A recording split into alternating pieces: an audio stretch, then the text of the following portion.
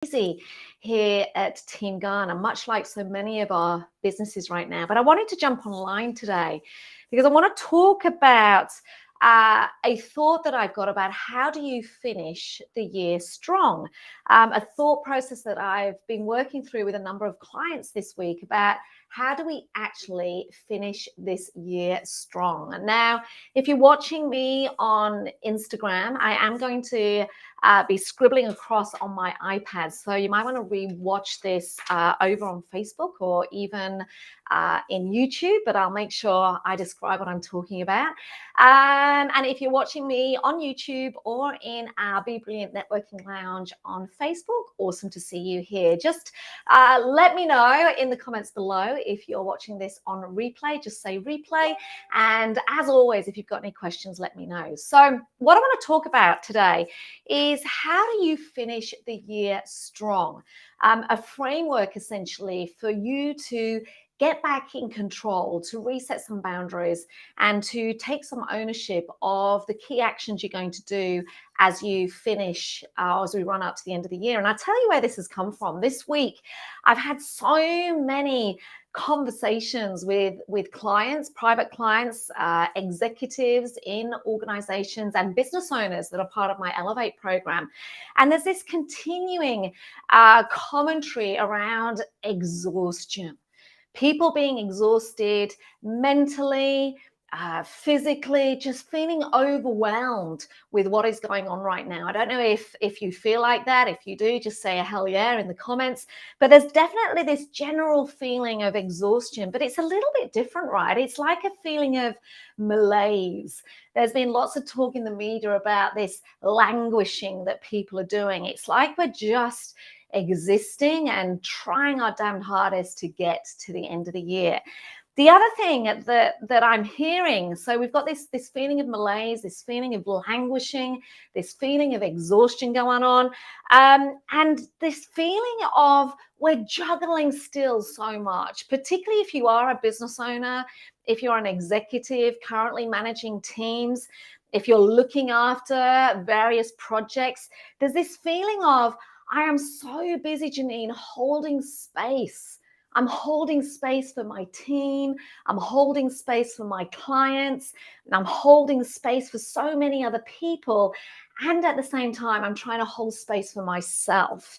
And the feedback this week, or the commentary this week in so many of my sessions, has been this feeling of exhaustion related to that.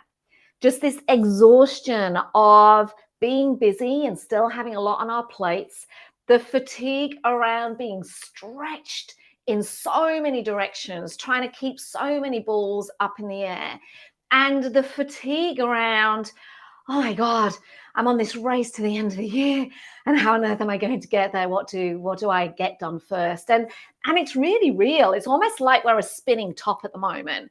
And as much as we are spinning towards the end of the year, the reality is not slowing down anytime soon. So one client I spoke to in particular yesterday, a female exec, senior female exec in the property industry, and literally the commentary was around, oh my God, my team are exhausted, Janine. I'm exhausted. And yet we've got so much to do and we're so busy planning. What on earth? Where do I start? So is this you? Are you feeling this sense of languishing? Are you feeling a sense of malaise of, oh God, I'm just exhausted and tired of the year? Are you actually exhausted because there's still so much going on? Are you finding that you're juggling and stretched in 101 directions? And are you feeling that you're just mentally tired of holding the space for other people? Throw into that all the new procedures and things that we're supposed to do with the changing landscape that we're all operating in. You know, you're trying to hold space and manage all of that. And at the same time, you know you've got to hold the space for yourself, and it's getting harder and harder and harder. If that's you, just say a hell yeah, nod your head, give me a thumbs up, whichever it is. It's really real, right? Now, what I do know to be true, despite all of that chaos, what I know to be true is every single one of us that is in a leadership position. So whether you are leading a team, a small business, an organization, our job is the same. We have to replace the ongoing confusion that's out there around us with this feeling of clarity. Our job is to replace confusion with clarity. Our job is to replace the complexity, the ongoing, ever-changing, complex environment that we're operating in. Our job is to replace that complexity with a feeling of simplicity, with a feeling of calm. And our job is to replace what is real in terms of the fear that continues to exist for people. When I talk about fear, I talk about the fear associated with the uncertainty, with what does my life look like after this, with what is 2022 going to be, with what's happening at work, what's happening with clients, what's going to happen when the world changes again. Our job is to replace the fear that is out there at various different levels with helping people see the future, with paving that path to the future, with inspiring those around us to do the work that needs to be done. So our job is once again, we've got to replace this feeling of confusion with clarity for our clients, for our team, for our suppliers. We've got to replace confusion with clarity. Number two, we've got to replace the complexity and the exhaustion of that complexity with a feeling of calm and simplicity. And our job is to absolutely replace the fear that is out there at so many different levels, heightened fear down to the unconscious fear that's going on amongst team, clients, suppliers, family, with this paving the path to the future, with this inspiration to do the work that needs to be done. That's our job. That's our job as executives, as leaders, as business owners. You know, you are doing what it is that you're doing because you're wanting to step forward. Our job is we have to do those things. So we've got this crazy world going on right now, this world where we're exhausted with the busyness of what we're having to do. We're exhausted with the stretch of being pulled in 101 directions. We're exhausted with the choices that we've got to make. We're exhausted with holding the space for people around us and essentially putting ourselves right at the bottom of the pile. And throw into this, we've got to finish the year strong. You've got to replace the confusion with clarity, the complexity with simplicity, and the fear with inspiring people to do the work that needs to be done. All right, so that's what we've got to do. So here's a little idea that I shared with my clients this week. I mean, you know what? We've almost got to throw our 30-day, 90-day, 100-day plans out the window. And I think what we've got to do is to think about this in the context of now, of next, and of later. What do I need to do now? What can wait till next? And what do I have to think about later? Now, if we just break that down again, later in my mind is the vision stuff. That doesn't change. Your vision of why you're doing what it is that you're doing, the vision that you have for the contribution that you are making, for the impact that you want to make in terms of the work that you are doing, that doesn't change at all. How we're getting there does. And later, we've got no idea really where we're going to be this time next year. So I go, instead of worrying about that, just own the vision and just park it, right? I also think next, we shouldn't be worrying about right now, because the place where we should be concentrating is now. We are now at the beginning of October. We have literally, we're going to be closing up shop for holiday season here in Australia in a few weeks' time. In my business, we are shutting down my business on the 17th of December. That means there are 10 weeks from now until the end of the year. 10 weeks, that's it. I think, and this is what I was talking to all my clients about this week, I go, let's just have a reality check. Our job, and much like when you think about when Michelangelo was creating the statue of David, apparently someone once said to him, how did you see the statue of David in that big rock when you started sculpturing it? And he went, you know what, it was always there. It's what I took away that matters. And I think that's what we've got to do in terms of our now plan. I reckon right now you've got to think about what you need to do between now and the end of the year. That's all you've got to focus on as a leader, as an executive, as a business owner. What do you need to do between now and the end of the year? Next is 2022. Now, I'm not saying forget about 2022 at all, but what I am saying is pick a day between now and the end of the year when you're going to start thinking and nailing your plan for 2022 and leave it there. Here's what you've got to do. You've got to go, okay, what can I strip away? Where is the noise that's actually fueling my fatigue at the moment?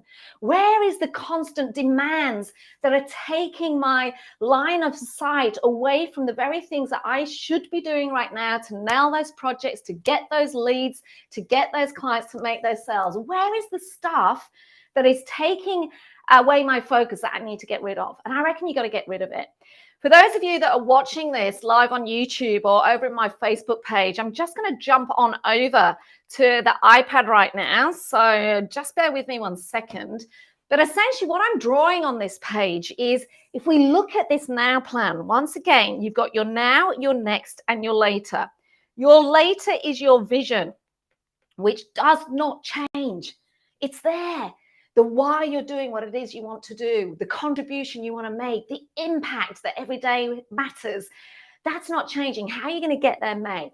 Your next, if I write down on here, next is essentially your 2022 plan. And I go, just pick a day at some point between now and the end of the year where you're going to nail your 2022 plan. That's all you got to do, right? As leaders, I want you to think about your now plan.